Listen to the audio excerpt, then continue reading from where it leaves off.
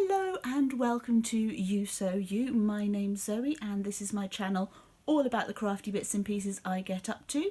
I knit, I sew, I spin on a drop spindle, I dabble in weaving, I do a bit of cross stitch, all sorts of bits and bobs, whatever takes my fancy, you might say. So let's see what I've been up to for the past few weeks and my plans moving forwards into 2021.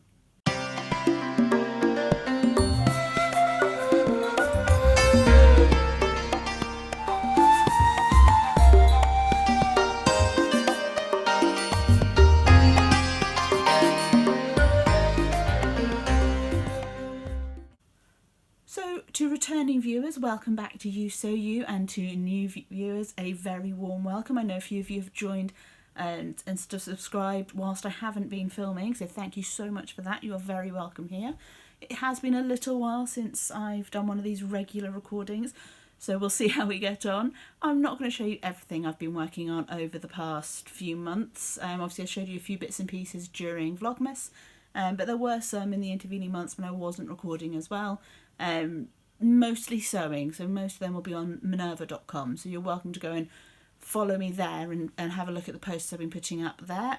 There has been a bit of knitting, but like I said, I've shown you most of that during Vlogmas, and there's been a bit of spinning, which was Tour de Fleece, and all that kind of thing can be seen on my Instagram as well, because I do tend to post stuff there as I make them. But I am going to show you what I'm working on currently. I've got one thing that I cast on Christmas Eve, one thing that I cast on New Year's Eve, one thing that I've been working on since the summer, and one thing that I cast on in 2018, but I'm going to get it finished in the next month or so. So, without further ado, let's get started. First of all, what am I wearing? I am wearing my version of the toaster sweater, which was a Minerva Makers project. So Minerva sent me the fabric and I made something up in return for a blog post for them. So there are details about this particular make on the Minerva website. But I haven't got anything else that you can see that is me made. So in terms of what I've been working on, as I say, I have been showing you bits and pieces during Vlogmas. And the first thing I'm going to show you is one of those things that you will have seen if you were watching those videos. And that is my Jalagan spin. A Jalagan is a drop spindle. It's a Scottish drop spindle, I believe originally from the Highlands and Islands. It's quite an old piece of kit. Even though we know it's a Highland tool, most of the surviving evidence for it has been found in Canada and North America, where the Scottish settlements were following the Highland clearances. So the Jalagan looks like this. It's a drop spindle, but it doesn't have the whirl like a lot of drop spindles that you see, and it doesn't have the cross that the Turkish spindle has. Its weight comes from this larger section at the bottom here. So you spin it as normal, and you wind it up as if you're winding a Nostapinner. So you get a centre pull ball off it. I'm currently spinning some merino on here, which I believe was from World of Wool. And I think it's in the Passion colourway. So that's spinning up really nicely. I really enjoy spinning on the Jalagan, not just because obviously it comes from a part of Scotland that I know very well. I spent most of my childhood in these Highlands. But it's quite a lot of fun. It doesn't spin for as long as some of my heavier spindles. I mean, it is only 39 grams in weight without any yarn on it. So it's not my heaviest spindle, so it does need a bit more of a flick every once in a while to keep it going. But I am enjoying that. And I bought that during the summer, during lockdown, to add to my small collection of spindles. So that's my spinning project that's on the go at the moment. I do have some Valet Black Nose that I'm spinning up and some Zvorballs that I'm spinning up, but I'm not currently spinning on those. I've done the first single for each. I've got another single to do, but then it currently just set aside whilst I'm working on some other bits and pieces. I will be coming back to them later in the year, so I'll show you them when I pick them back up again.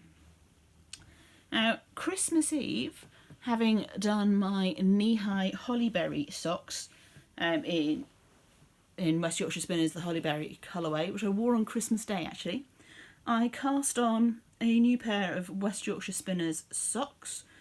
So this is in the Robin colourway, which I believe was one of last year's colourways. And I am doing a textured stitch here. This is Bundled Up by Knitting Expat. I've got one heel in. I need to do the other heel. So I'm just picking this up every once in a while and working on those, get them ready for next year for Christmas. I've got plenty of time. They'll probably be finished in the next week or so, depending on how much I get caught up in my other 3 projects. Yes, 3 projects.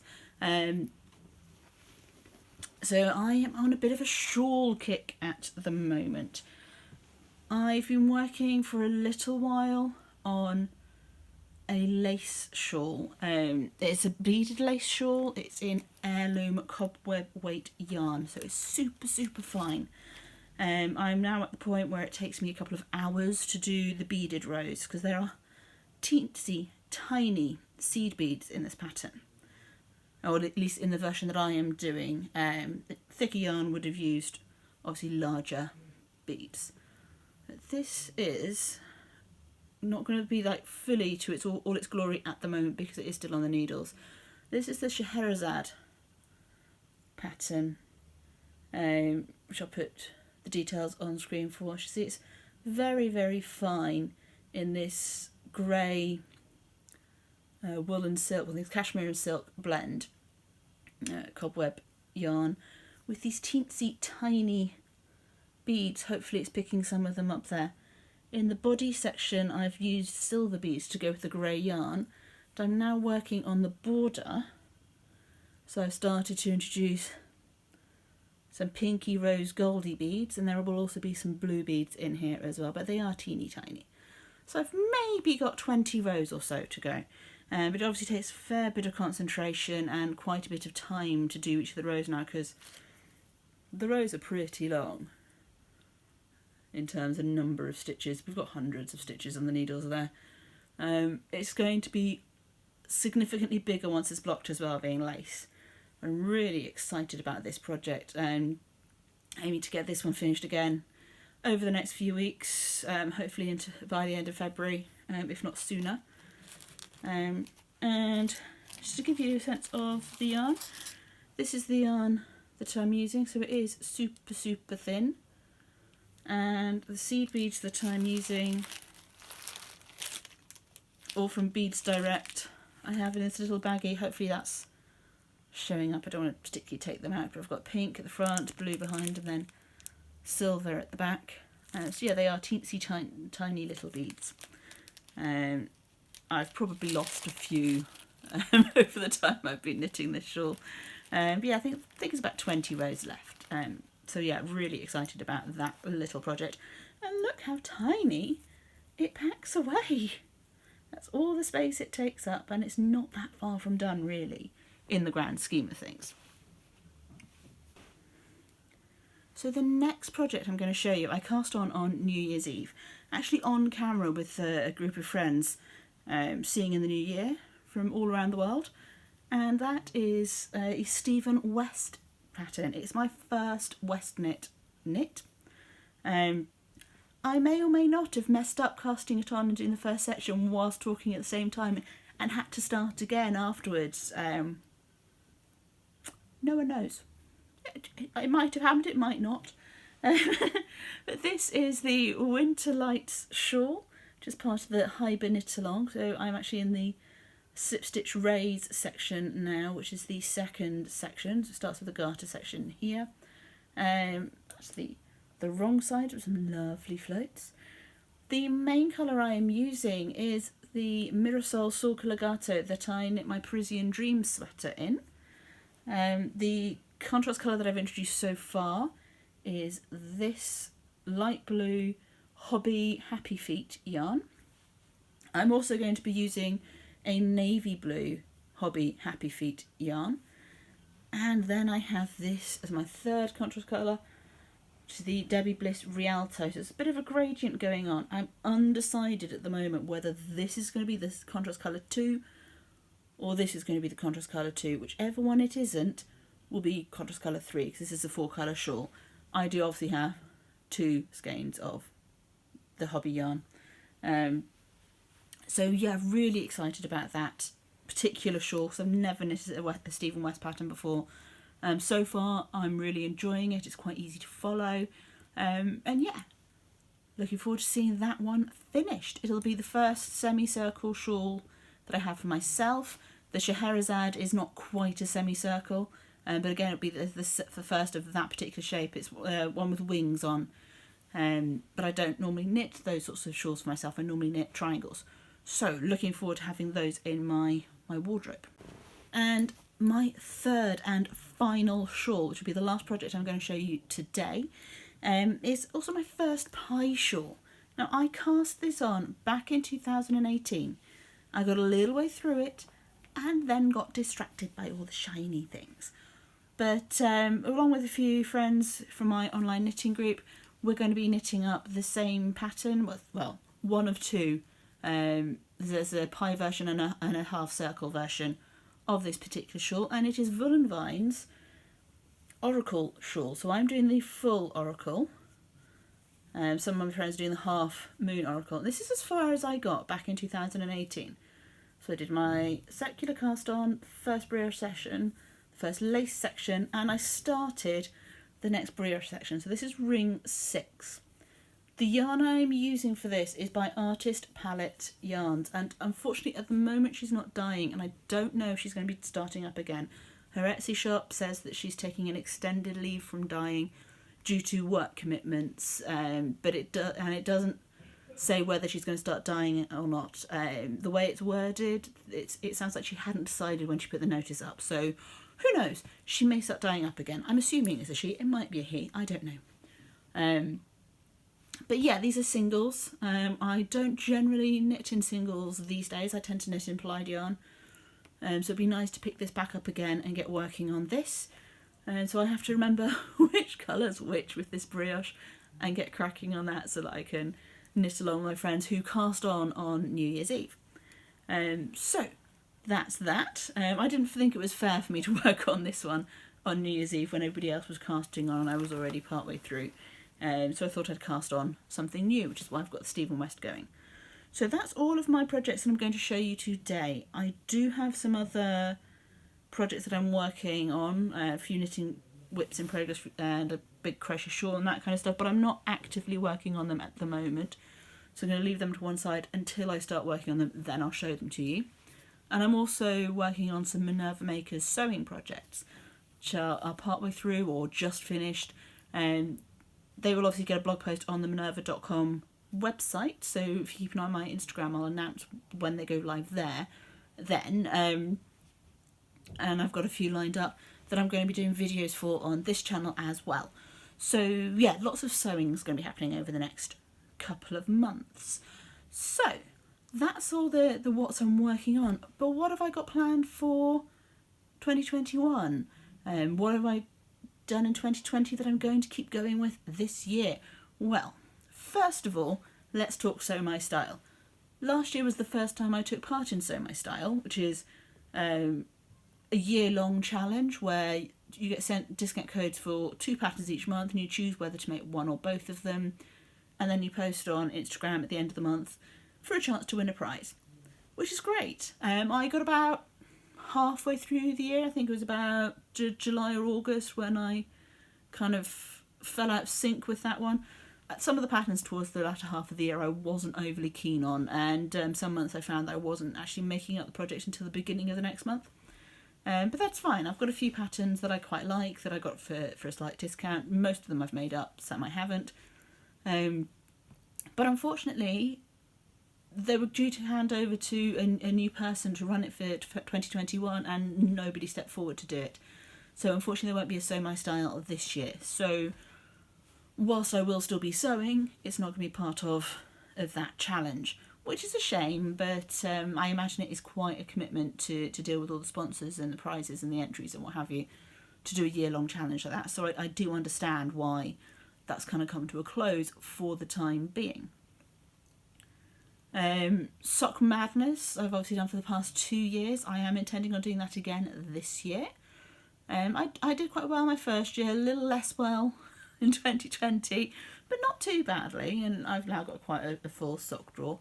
I can go for a couple of weeks before I need to wash my hand knit socks. when I run out, so that's pretty good going.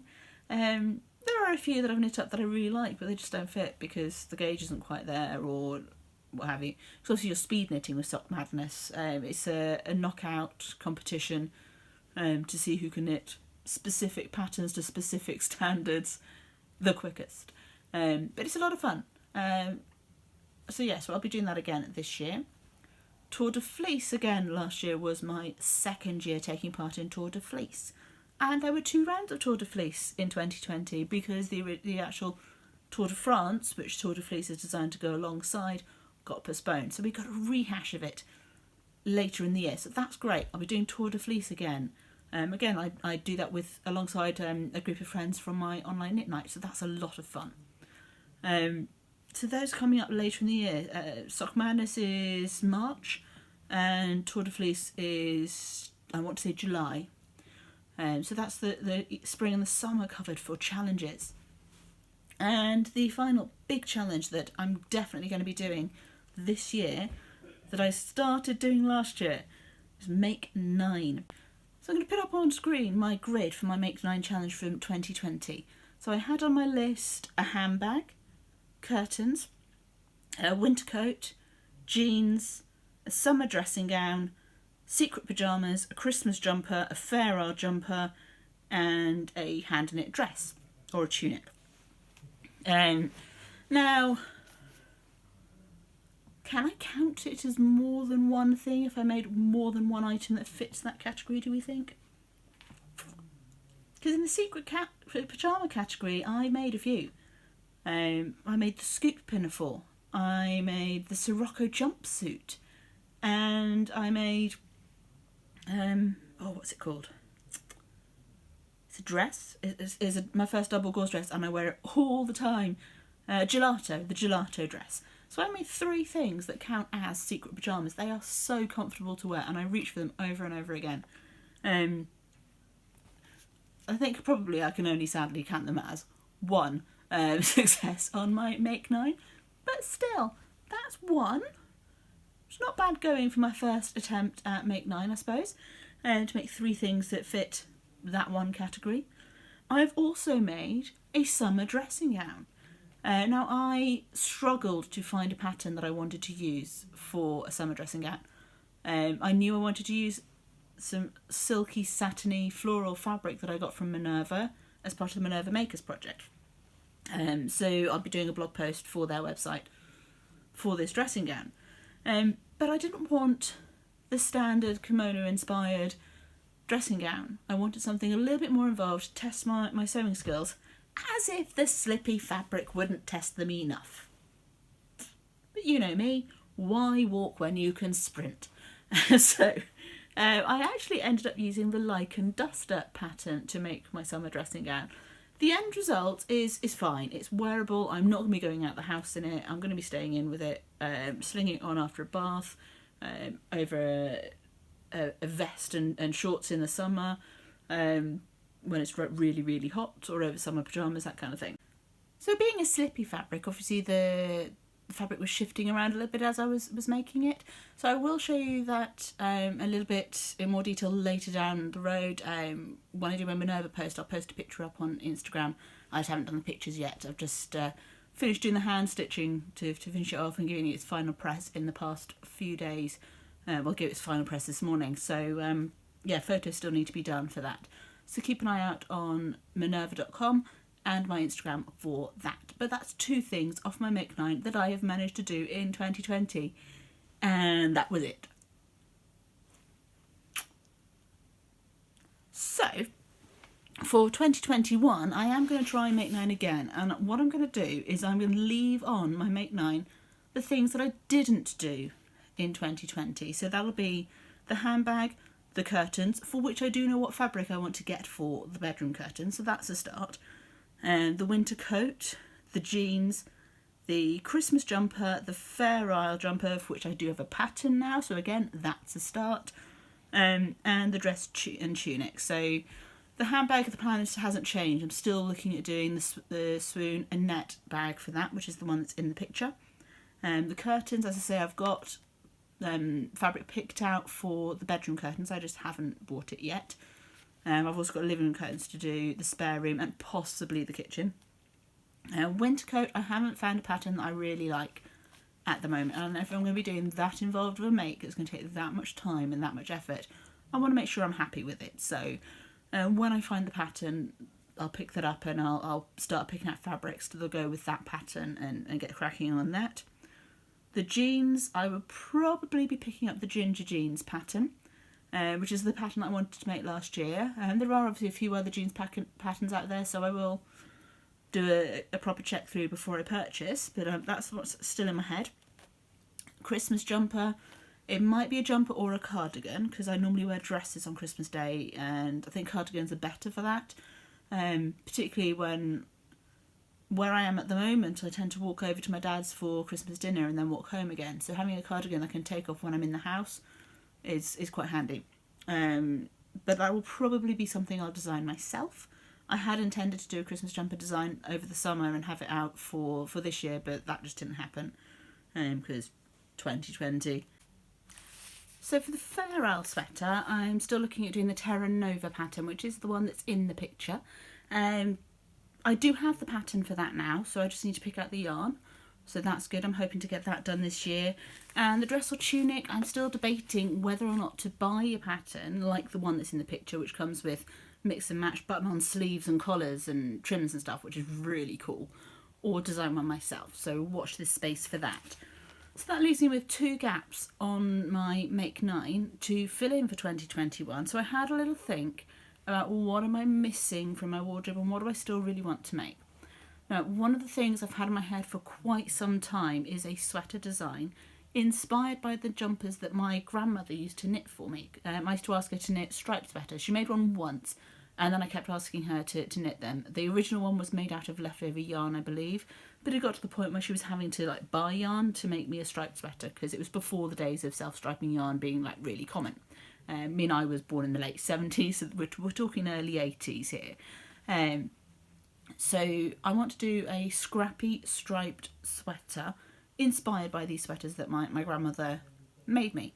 So that's going to go in one of the slots, and in the other slot I've actually realised that I don't have very many trousers and shorts. In fact, I've got no shorts that fit me comfortably and only a couple of pairs of trousers that fit me comfortably at the moment. So the other slot is for shorts or trousers, so that I have some to wear. I do have the Lander shorts and trousers pattern, the Lander pants, which is the one that's pictured, I believe. So it may well be those that I make up in time for the summer, so that I've got some shorts to wear when it turns warm. We'll see. I have made trousers before. I need to mend the zip in a pair of trousers that I made. But with 2020 being what it is, I'm a little bit large around the middle. So my store-bought jeans either don't fit me at all or are a little bit snug at the moment. So jeans and trousers and shorts and that kind of thing are going to be a bit of a priority. Although I do find myself wearing dresses a little bit more now for work than I was previously. Possibly because I'm only working a couple of days a week, so it's not so much of a big deal putting on a skirt or a dress for work for a couple of days. Whereas wearing it all the time, every day, I would get a little bit bored of that, I think. Not that I didn't wear dresses and skirts before, but I kind of mixed them up with trousers a bit more. So that's what I've got planned mix-wise and challenge-wise for 2021. So what about plans for the You So You channel itself? Well, I have lots of things in mind. I've got plans fairly firmly up in my mind until end of March, beginning of April. So the first quarter of the year is pretty well planned out. I am aiming to do a standard sort of what have I been working on, what are my plans video once a month. So probably at the beginning of the month, and what I've been making in the previous month and what I'm aiming to be working on the next month. Then in the intervening weeks, I'm looking at doing tutorials and make with me videos for in between times. And I've got a few planned out, as I say, up until around March, April time. And I would like to keep that going throughout the course of the year. I would also like to start doing live hangouts as well from time to time on the channel. Partly because it cuts down the workload for me in a way, because I don't have to edit them. But I'm having a little bit of trouble with the technology at the moment. I've got a few things that I'm working with and get used to using the technology and how it works and how I can make it better. But that's certainly in the plans to be coming to you hopefully within the first quarter of the year, but it might be a little bit later in the year by the time I get bits and pieces sorted out. I mean, essentially I need to be able to hardwire my computer into the internet to make sure the connection's stable enough, so I need to be able to do that in every room that I record in. And I also want to make sure that my better camera, so the camera that's on my phone or the camera that's on my iPad, is connecting stably to the laptop, which it isn't always doing at the moment. I can make it work, but it sometimes drops out and sometimes has a bit of a hissy fit. It's just they're better quality than the webcam on my computer, so I need to make sure I've got the best app to do that until I get a proper dedicated You camera, because I am using my phone at the moment. But yeah, that's the plans for the year. Watchword for 2021 for me is consistency. I do want to get consistent. I want you guys to know that first week of the month there's going to be a video rounding up what I've been making and what I'm planning to be making, and in between times there's going to be tutorials, there's going to be make with me's, there's going to be sew alongs, there's going to be project based detailed description of what I did for a particular project, that kind of thing. And with luck that there will be a regular live session, whether that's monthly or quarterly or what, I'm not 100% decided on at the moment, but a live make with me session will be coming at some point in 2021 once I sort the technology out. So yeah, that's the plans for You Sew You. And what I'm planning on doing personally to challenge myself in a sort of craft related field, and I am still obviously going to still be designing throughout the year. As I say, I've mentioned a couple of designs that I'm planning to do as part of my Make 9. I do have my Academy sweater that goes with the socks I released towards the end of the year. Still on the needle, so I need to get that finished and the pattern graded and tech edited and testing it and all that sort of stuff. So later in the year there'll be my first sweater design coming out, which is really exciting. It's taken me a while, it's quite hard work, I've got no idea how I'm going to grade it yet, but I'm really pleased with how it's turning out at the moment. So later in the year I'll be showing you that, and later in the year that pattern should be coming out once I've got all the T's crossed and the I's dotted. So that's my plans for 2021, the challenges that I'm going to take part in and things that I've got in mind for the channel itself.